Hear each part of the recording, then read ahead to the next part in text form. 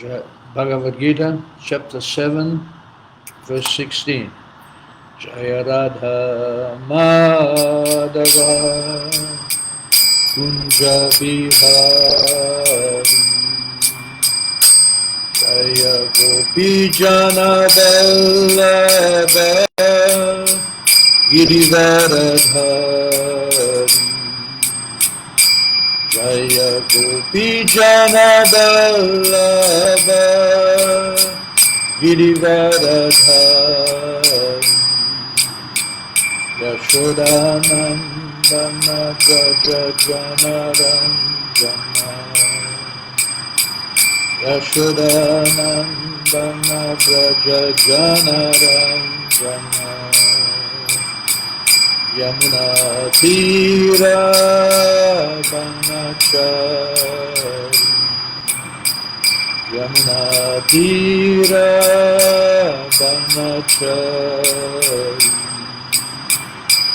Jaya Radha Madhava Kunja Vihari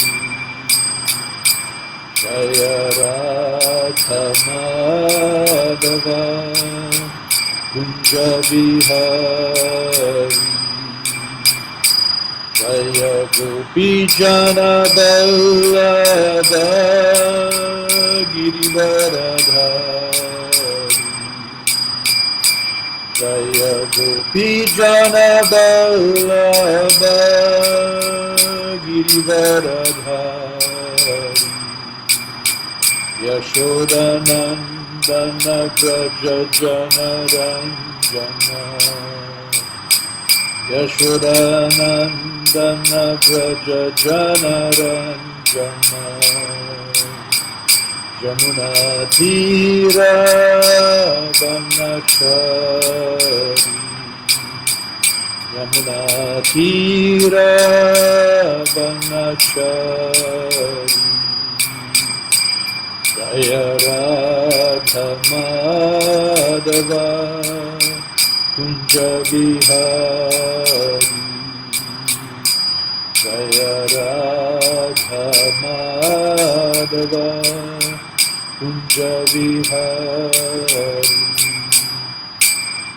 Jayam Vishnupada Paramahamsa Paribhajikacharya Srutara Sata Sri Srimadesi Bhaktivedanta Swami Srila Prabhupada Ki Jai Ananta Koti Vaishnava Vrinda Ki Jai Namacharya Srila Haridas Thakur Ki Jai Vimsikaho Sri Krishna Chaitanya Prabhu Nityananda Sri Advaita Gadadhar Sri Vasadi Gaura Bhakta Vrinda Ki Jai Sri Sri Radha Krishna Gopi Gopinath Shama Kunda Radha Kunda Giri Govardhan Ki Jai Sri Vrindavan Mathura Dham Ki Jai Navadip Mayapur Dham Ki Jai Jamuna Mai Ki Jai Ganga Mai Ki Jai Bhakti Devi Ki Jai Tulsi Devi Ki Jai Samaveta Bhakta Vrinda Ki Jai. All glories to the assembled devotees.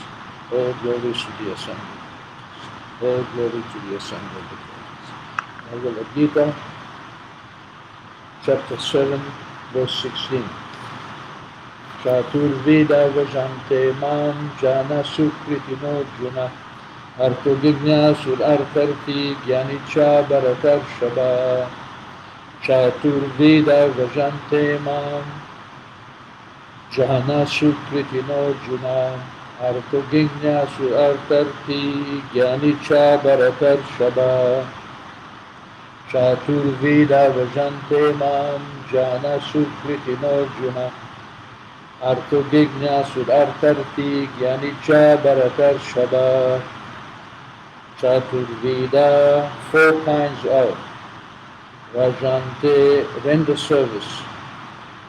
Mam, unto me. Jana, persons. Sukritina, those who are pious. Arjuna, O Arjuna. Artha, the distressed. Jignasu, the inquisitive.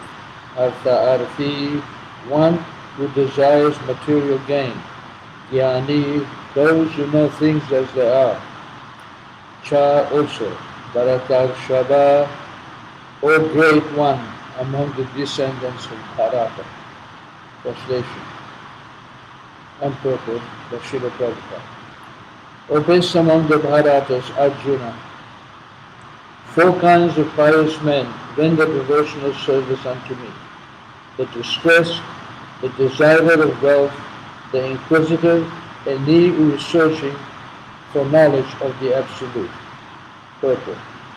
Unlike the miscreants, these are adherents of the regulative principles of the scriptures, and they are called Sukriti, those who obey the rules and regulations of scripture, the moral and social laws, and are more or less devoted to the Supreme Lord.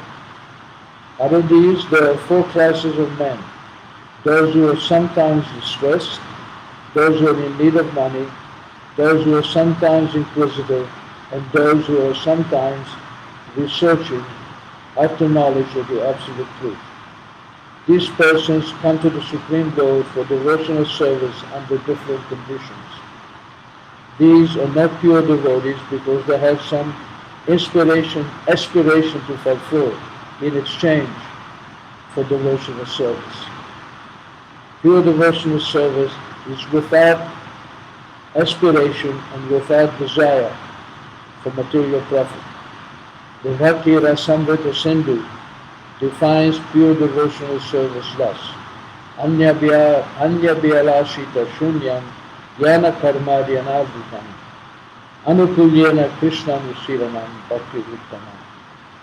One should render transcendental devotional service, loving service to the Supreme Lord, Krishna, favorably and without desire for material profit or gain through fruitive activities or philosophical speculation. This is called pure devotional service. These 4 kinds of persons come to the Supreme Lord for devotional service and are completely purified by the association of a pure devotee. They also become pure devotees. As far as miscreants are concerned, for them devotional service is very difficult because their lives are selfish, irregular, and without spiritual goals. But even some of them, by chance, when they come in contact with a pure devotee, also become pure devotees. Those who are always busy with fruitive activities come to the Lord in material distress, and at that time associate with pure devotees and become, in their distress, devotees of the Lord. Those who are simply frustrated also sometimes come to associate with the pure devotees and become inquisitive to know about God. Similarly, when the dry philosophers are frustrated in every field of knowledge, they sometimes want to learn of God, and they come to the Supreme Lord to render devotional service, and thus transcendental knowledge of the impersonal Brahman and the localized Paramatma, and come to the personal conception of the Godhead by the grace of the Supreme Lord and all his pure devotee. On the whole, when the distressed, the inquisitive, the seekers of knowledge, and those who are in need of money are free from material desires, and when they fully understand that material remuneration has nothing to do with spiritual improvement, they become pure devotees. As long as such a purified stage is not attained, devotees in transcendental service to the Lord are trained or tainted with fruitive activities and the search after mundane knowledge, etc. So one is to transcend all this before one can come to the stage of pure devotional service. Chaturved Avajantanam Jana Sukrutino Juna Artha Vinyasu Artha Jnani Chardana. So here Krishna presents the other side of the coin. First he explained the 4 kinds of people who do not surrender to him, and these are the 4 kinds of people who surrender to Krishna. Because we are not the creator of the universe, because we rely on material nature for our maintenance of the body and the environment in which the body lives, one who aspires understands there is a superior arrangement. If you look around you, there is millions and millions of living entities, and they're all living peacefully. Whether they are in animal species or in human species, everyone somehow manages his life. Every living entity's needs are taken care of, and no one living entity is actually taking care of anybody else. There is a supreme power which provides all the material ingredients through which we can maintain ourselves. And in fact, the difference between God and a living entity is that the living entity is being maintained by God. Nitya Nityanam, Chetanas Chetananam. This is from the Upanishads, one of the most basic and ground-filling, ground-working treatises of philosophy, which really explain what is the nature of the world we're living in, what is the purpose of our life, why we have come here, how to interact with the material energy, how to act in such a way that our next life will be progressive. So the Upanishads explain that there are two kinds of eternal living entity. Nitya Nityanam. Nitya means one, eternal living entity, and Nityanam means many, many eternal living entities. Chetana, Chetananam. Chetana means one conscious living entity, and Chetananam means many, many conscious living entities. So what is the difference between this one eternal conscious living entity and all the other eternal conscious living entities? The difference is eko, that one, bahunam, those many, dadati, eko bahunam, yo vidadati kaman, that one is giving the many all their needs, their kaman. Kaman means what I desire, what I require to maintain myself, my clothing, my food, my environment. That is being supplied not by me and one like me, but is being supplied by that one who exists beyond what we can see in the material world. And that is the definition of God. It is that we are part of God, we are also conscious, we are also eternal, but we depend upon Him for the maintenance. Therefore, in the Bhagavad Gita, therefore it is important to read Bhagavad Gita, especially Bhagavad Gita as it is, given by Srila Prabhupada, with no interpretation, presented exactly as Krishna presents it. And in the Bhagavad Gita, Krishna makes no bones. He says, I am the proprietor of it, aham sarvasya prabhavo. Everything is coming from me. Matta sarvam pravartate. Everything is owned and manifested by me.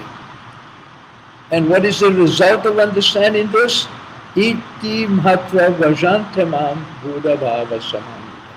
One who understands this, one who is humble enough to understand it, I am dependent. Just like a child is dependent on his parents. It is understood as he grows up that his parents are maintaining him. And what is the result of that understanding?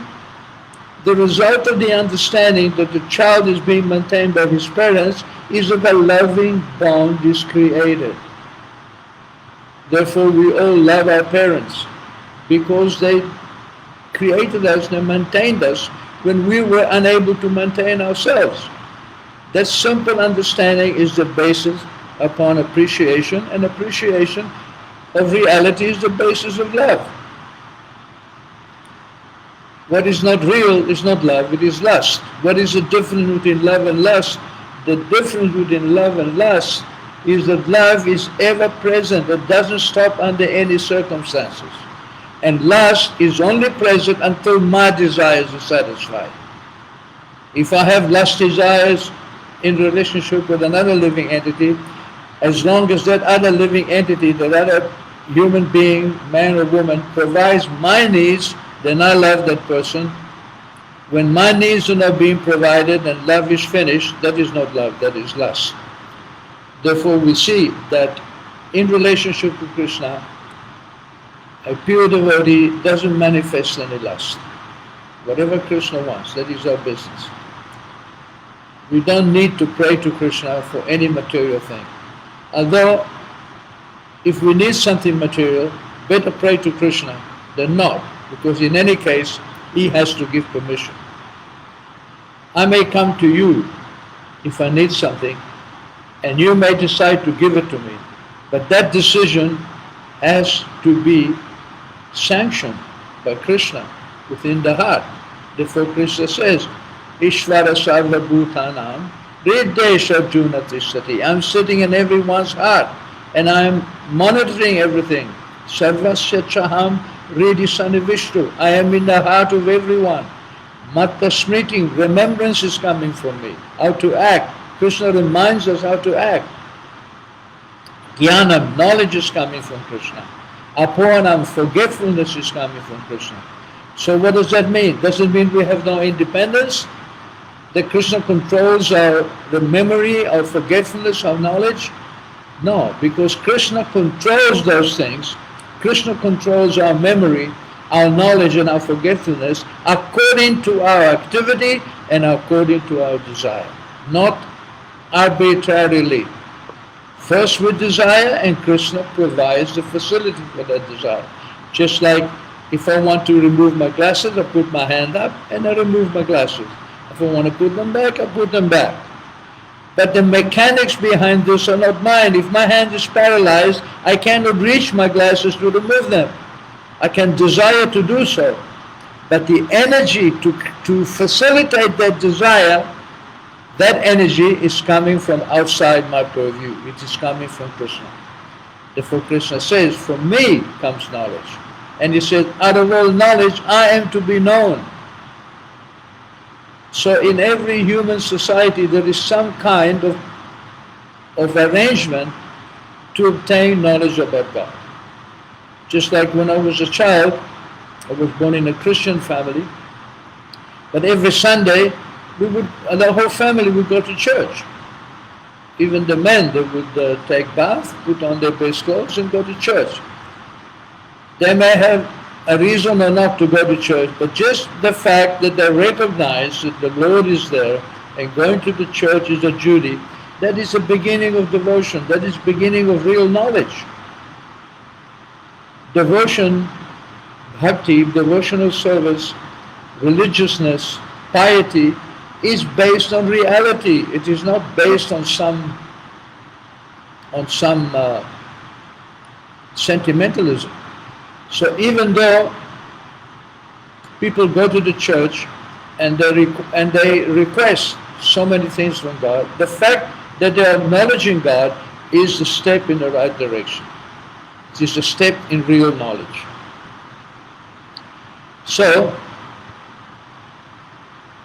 here Krishna says, 4 kinds of people take steps in that direction. Alpha, one who is distressed. Material life is full of distress. Why is it full of distress? Material life is full of distress because it is temporary and it is not fulfilling our inner nature to be eternal, to be full of bliss and to be full of knowledge. We all strive for that. We don't want to die. I'm an old man. I'm going to die any day. Still, I don't agree to die immediately. I wait for my fate to unfold itself. And actually, because I understand that I am spirit, I am looking forward for eternal spiritual life. Just like now, within this body, within this environment in which I live, I try to live a spiritual life, to be conscious of God every day.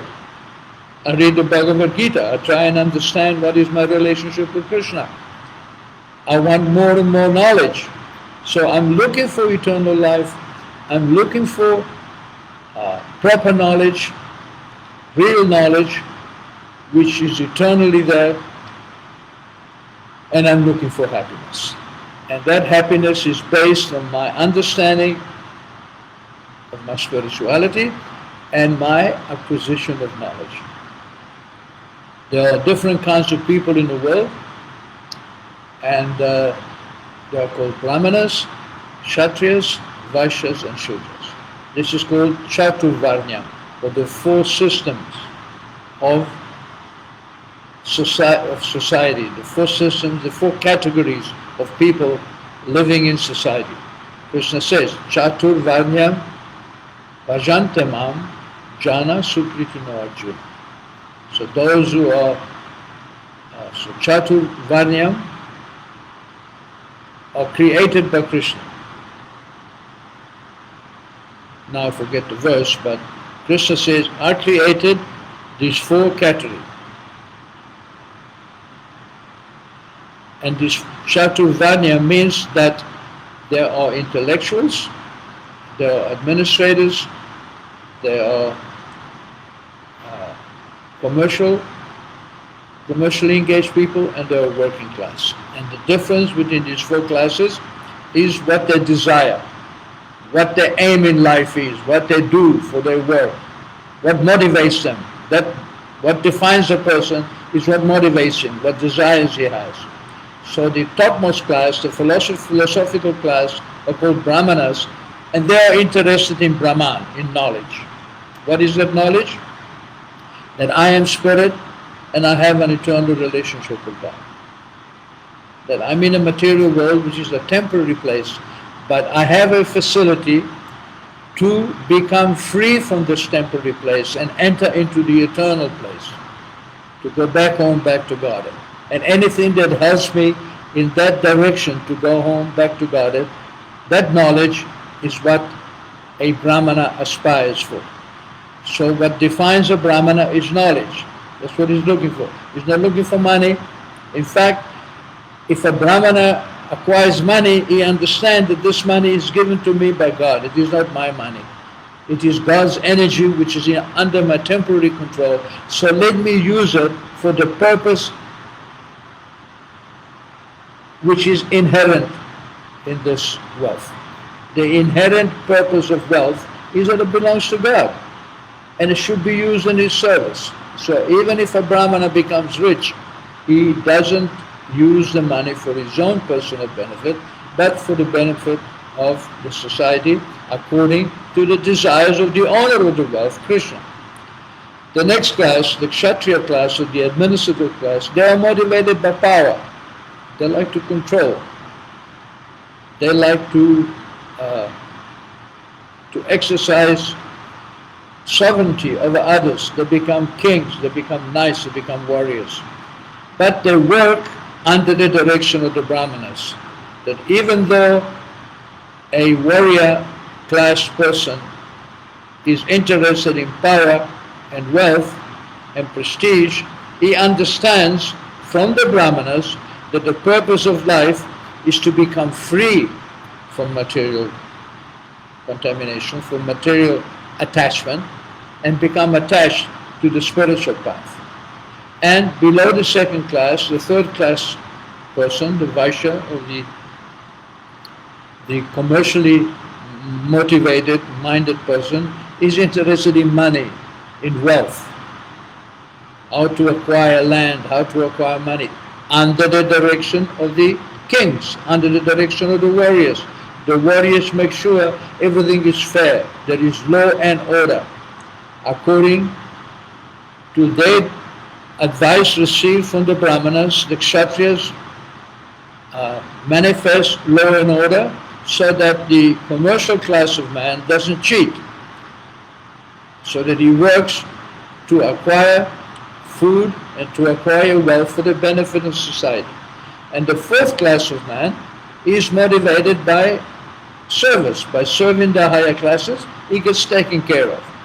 So he's motivated by being protected, by getting his food every day, by getting his shelter, by being taken care of. Just like domestic animals, they are happy to be taken. They serve the house, they serve the environment in which they live, their family, just for being maintained. So this is, Krishna says, Chaturvarnyam maya shrishtam Srishtam means to create. So Krishna has created these four varnas, Chaturvanyamaya Srishtam, Guna, Karma, Vibhagasha, according to their quality. In other words, as I explained, if I'm motivated by knowledge, then I'm a Brahmana, by nature. If I'm motivated by power, I'm a warrior, Kshatriya, by nature. If I'm motivated by wealth, by money, then I'm a Vaishya, a commercial man. And if I'm not motivated, but I'm simply happy to be maintained in exchange for my service, I'm considered to be a Shudra. And this is like a pyramid. Okay? At the top of the pyramid is the Brahmanas, and at the bottom are the Shudras. So the higher you go up the pyramid, the less you get. So when you get to the top, very few people are Brahmanas. And the more you come down, more and more people are Kshatriyas, more and more people are Vaishyas, and more people are Shudras. This is how the system works. And today's society, it is topsy-turvy, it is upside down. There is no Brahmana, there is no proper philosophical guidance. Our present philosophies in the West are simply exercising some kind of knowledge, but they don't understand what is the purpose of life. The main problem with our society is that the leaders do not accept the authority of God. Or they make a show. They may go to church on Sunday, but it's a show. They don't really put into practice the basics of religion. What are the basics of religion? To follow the laws of God. What is the basis of citizenship? What is a good citizen? One who follows the laws of the government. So the supreme government, and there is a supreme government because the seasons follow each other. Night and day follows each other. The rains come when you need them, like right now here in Thailand, it is rainy season. Every day we are getting rain. It is like rain is considered nectar because it gives life. And it happens beyond our endeavors. We cannot command that please tomorrow let there be rain. We are dependent upon higher authority. We are dependent upon the laws of God. And if we follow those laws, and those laws are not secret, they're in the Bhagavad Gita, they're in the Bible, they're in the Quran, they're in the writings of the Buddha. So if, like here in Thailand, most people are Buddhists, they understand that there is a supreme law. They may not follow the teachings of the Buddha, but they understand that Buddha is there. In Europe, where I live, we understand that Jesus is there, that God is there, the Supreme Father. And in Islamic countries, they understand that the Supreme Lord, Allah, is there. They call him differently. But Buddha, Jehovah, and Allah are three different names of the same person. Buddha means one who is full of knowledge, and that is God. Allah means one who is the greatest, and that is God. And Jehovah means the father of everyone. Krishna claims exactly in Bhagavad Gita that he is the father of everyone. Murtayo sambhavantiya, I am giving the seed. Aham bija pradapita, I am the pita, the father, who gives the bija, the seed, for every living entity. And knowledge is coming from Krishna, matta parataram nanyat, nothing is coming, everything is coming from me, nothing is equal or greater than me. So, there is actually no difference between religions. And religion is present in civilized society because we know internally that religion is necessary. How do we know? Because of our conscience. And what is that conscience? It is a manifestation of the Supreme Soul, the Super Soul. My conscience is different to your conscience. But you can tap into that conscience, as can I, and if we are sincere, we will get the same message. And that message is, you are my eternal servant. Jivera Swarubhoy Nitya Krishna Das. The living entity is the eternal servant of God. Krishna Tatashta Shakti Veda Veda Prakash. The living entity is the marginal energy of God. He is equal to God in quality, and he is different to God in quantity. Veda Abheda. Different and equal. So we all share the nature of God, just like I share the nature of my Father, but I am not equal to my Father. Without my Father, I don't exist. So without the Supreme Father, I also don't exist. Therefore, going to the church or going to the temple is the prime duty of human society. And our leaders should teach people the importance of going to church. Unfortunately, it has been, when I was a child, as I said, people would go to church on Sunday, but practice has been stopped. In India, I've just been to India, and even here in Thailand, people go to the temple. In India, there is a constant crowd of people going to the temples in Vrindavan. And here, there is a constant crowd of people going to the Buddha temples. And they pray for material things. But Krishna says, if you come to me, even if you have some desire, that you are Sukriti now. You're considered to be a good person because you're going in the right path. Just like if you have children and you want them to come to you for all their needs, whether their needs are bona fide or not, the parent wants to have an open channel of communication. So if we open this channel of communication between us and the Supreme Lord, then by that connection with the Supreme Lord, He makes everything right in our lives. He has the power to train us in such a way that we become free from illusion. Just like a child, as he grows, under the training of his parents, he becomes more and more and more knowledgeable. His consciousness expands. In the same way, if we stay in contact with the expanded consciousness of God, and you cannot even begin to imagine how powerful the consciousness is, just by being in contact, gradually our consciousness becomes manifested. Just like outside my door, there are many beautiful waterfalls with lotus flowers. And these flowers, when the sun comes, they blossom, they open up. So in the same way, our situation within the heart, it is like a closed lotus flower. When we come into contact with the Super Soul, His energy opens up that lotus flower, and all our beauty and all our knowledge becomes manifested.